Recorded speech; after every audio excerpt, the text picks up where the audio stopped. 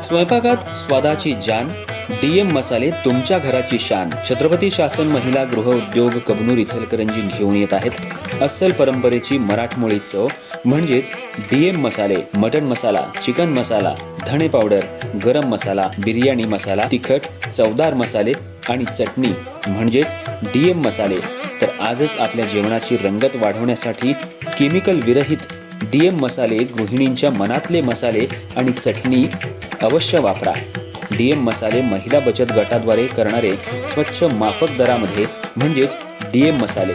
संपर्क दिव्याताई मगदूम, मोबाईल 91 30 80 22 55.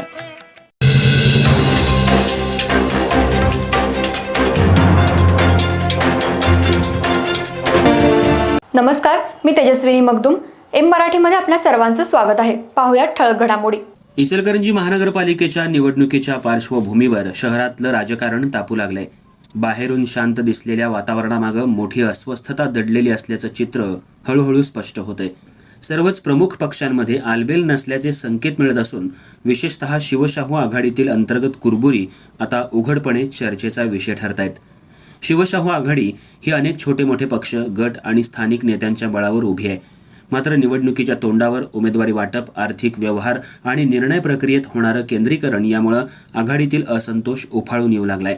सूत्रांच्या माहितीनुसार आघाडीत सहभागी असलेले अनेक घटक स्वतःला डावललं जात असल्याची भावना व्यक्त करतायत. विशेषतः जुन्या कार्यकर्त्यांकडे आणि स्थानिक पातळीवरील नेतृत्वाकडे होत असलेलं दुर्लक्ष ही नाराजीची मुख्य कारणं मानली जात आहेत. या असंतोषातूनच आता गुप्त बैठकांचा सिलसिला सुरू झाल्याचं समजतंय. शहराच्या विविध भागांमध्ये कधी खासगी कार्यालयात तर कधी बाहेरगावी नाराज नेते आणि कार्यकर्ते एकत्र येत आहेत. या बैठकांमध्ये सध्याच्या नेतृत्वावर तीव्र टीका होत असून निवडणूक ही कार्यकर्त्यांच्या ताकदीवर जिंकायची असते, पैशाच्या जोरावर नाही, अशी भावना व्यक्त केली जाते. काही नेत्यांनी तर उघडपणे वेगळी आघाडी स्थापन करून स्वतंत्रपणे निवडणूक लढवण्याचा पर्याय चर्चेत आणल्याची माहिती आहे. जर ही नाराजी केवळ चर्चेपुरती न राहता उघड बंडखोरीत किंवा वेगळ्या आघाडीच्या निर्मितीत बदलली तर शिवशाहू आघाडीसमोर मोठं आव्हान उभं राहू शकतं.